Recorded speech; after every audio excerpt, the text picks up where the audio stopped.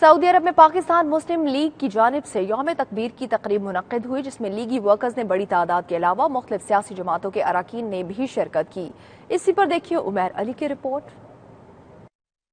دارالحکومت ریاض میں منعقد ہونے والی تقریب سے مقررین نے خطاب کرتے ہوئے کہا کہ یوم تکبیر ہماری تاریخ کا روشن باب ہے۔ اس روز پاکستان نہ صرف ناقابل تسخیر ہوا بلکہ خطے میں امن کا ضامن بھی بنا۔ تقریب سے خطاب کرتے ہوئے مسلم لیگ نون سعودی عرب کے نائب صدر سیٹ عابد نے کہا کہ میاں نواز شریف نے ایٹمی دھماکے کر کے قوم کو سرخرو کر دیا اور دنیا کو دکھا دیا کہ پاکستانی قوم متحد اور اپنے ملک کا دفاع کرنا جانتی ہے۔ آج ہم سابق وزیر اعظم ذوالفقار علی بھٹو کو بھی خراج تحسین پیش کرتے ہیں، جنہوں نے ملکی دفاع کو بہتر بنانے کی بنیاد رکھی۔ جب میاں نواز شریف نے ایٹمی دھماکے کیے تھے، اس وقت امریکہ کی طرف سے $5 ارب آفر کیا گیا تھا، میاں صاحب نے وہ ٹھکرا دیا اور انڈیا کے 6 کے مقابلے میں 5 کے مقابلے میں 6 دھماکے کر کے یہ ثابت کر دیا کہ میاں نواز شریف کسی پیسے کے لالچ میں نہیں آتا۔ مسلم لیگ نون ریاض ریجن کے صدر خالد اکرم رانا نے کہا کہ ہم پارٹی قائد نواز شریف کے ساتھ ہونے والی ہر سازش کا ڈٹ کر مقابلہ کریں گے